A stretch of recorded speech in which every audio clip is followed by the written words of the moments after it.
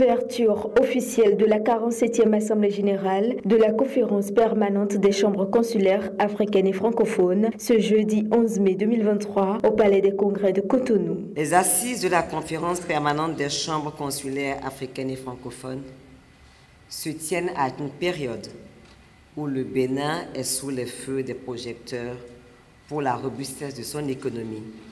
la bonne santé de ses finances publiques, ses choix stratégiques et sa bonne gouvernance. Le choix porté sur le Bénin, à travers sa Chambre de commerce et d'industrie, pour accueillir cette 47e Assemblée générale de la CPCCAF, n'est donc pas anodin et est la manifestation de la reconnaissance du travail acharné des hommes et des femmes sous le leadership et la vision extraordinaire de son président, Son Excellence M. Patrice Talon. Monsieur le Président de la Conférence permanente des chambres africaines et francophones,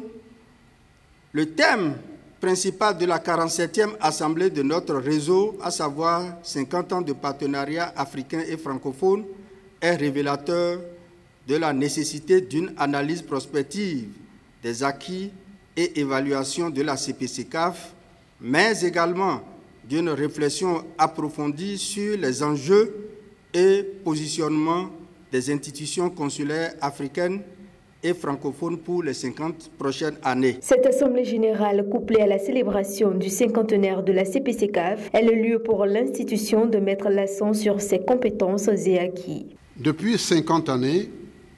notre vaste réseau international œuvre au développement des entreprises africaines et francophones grâce à l'accompagnement des chambres consulaires et des organisations intermédiaires membres qui proposent des services d'appui de qualité répondant aux besoins de leurs ressortissants en contribuant au développement des tissus économiques locaux. La force de notre réseau, c'est 8 millions d'entreprises francophones installées dans 32 pays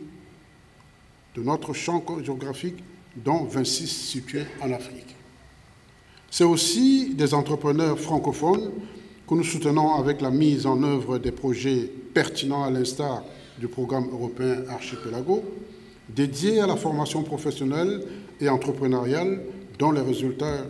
que nous venons déjà de présenter sont tangibles et probants. Cet événement d'envergure a connu la présence de plusieurs partenaires, dont l'Organisation internationale de la francophonie, venue consolider le partenariat entre les deux réseaux, et la Chambre de commerce et d'industrie de France, aussi venue en mission d'accompagnement. L'OIF et la CPCCAF entretiennent des relations de partenariat et de coopération de longue date. Faire des affaires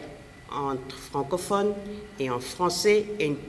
préoccupation conjointe de nos deux organisations. Au cours de notre prochaine programmation que nous sommes en train de bâtir actuellement, pour les années à venir, l'OIF veut davantage intensifier les échanges commerciaux et les investissements dans les pays francophones des 5 continents, stimuler l'innovation et l'entrepreneuriat pour l'insertion économique et professionnelle des jeunes, accentuer la collaboration avec les réseaux économiques. Nous avons aujourd'hui pour cette Assemblée générale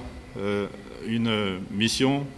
d'accompagnement bien sûr de la CPCCAF dans le cadre de ces 50 ans, mais aussi concrètement de nouer des partenariats à travers un contrat de partenariat que nous allons signer tout à l'heure avec la CCI du Bénin sur l'accompagnement d'un certain nombre d'entreprises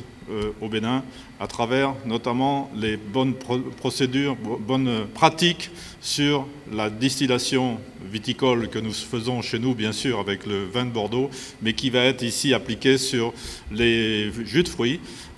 sur des méthodologies